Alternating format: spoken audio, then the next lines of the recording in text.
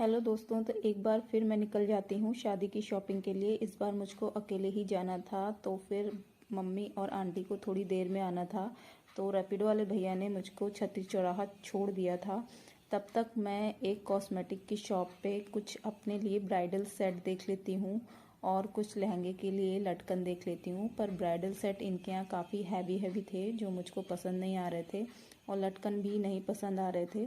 तब तक आंटी का कॉल आ जाता है और हम चले जाते हैं मनीष कॉस्मेटिक पर, जहाँ पर हम बहुत सारे पर्स देखते हैं। इनके यहाँ पर्स का कलेक्शन काफ़ी अच्छा था, तो फिर हम कुछ पर्स देखते हैं और उसमें से कुछ सिलेक्ट भी करते हैं।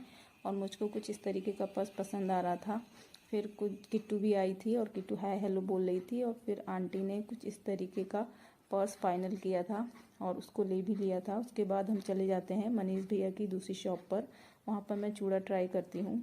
तब तक भैया हमारे लिए कॉफ़ी ऑर्डर कर देते हैं और हम कॉफ़ी पीते पीते कुछ कॉस्मेटिक का सामान भी देखने लगते हैं और बहुत सारा कॉस्मेटिक ज्वेलरी वगैरह भी देखते हैं और काफ़ी सारी बात भी करते हैं। फिर मैं कुछ ईयरिंग देखती हूँ और कुछ बाहुबली झुमके के लिए चेन भी देखती हूँ। उसके बाद हम निकल जाते हैं मार्केट की ओर, क्योंकि हमको कुछ साड़ियाँ लेनी थी इस बार अगेन। तो फिर हम पहुँच जाते हैं साड़ी संगम पर, यहाँ पर हम बहुत सारी साड़ियाँ देखते हैं। इस बार भी मुझको पीली साड़ी लेनी थी पचिया के लिए, क्योंकि हमारे यहाँ फेरे पीली साड़ी में ही होते हैं।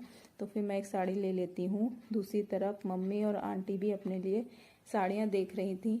इन लोगों को काफ़ी देर बाद कुछ साड़ियाँ पसंद आई थी। आंटी ने कुछ इस तरीके की साड़ी ट्राई करी थी और उनको ये अच्छी भी लग रही थी, और मम्मी ने कुछ इस तरीके की साड़ी ली थी। उसके बाद हम चले जाते हैं गीतांजलि शॉप पर, जहाँ पर मुझे अपना लहंगा पिक करना था और ट्राई भी करना था। उसके बाद हम चले जाते हैं एक दूसरी कॉस्मेटिक शॉप पर, जहाँ पर मम्मी और आंटी को अपनी साड़ी की मैचिंग की चूड़ियाँ लेनी थी और मुझे भी अपनी साइज़ की चूड़ियाँ लेनी थी, कुछ रेड और कुछ ब्लैक कलर की।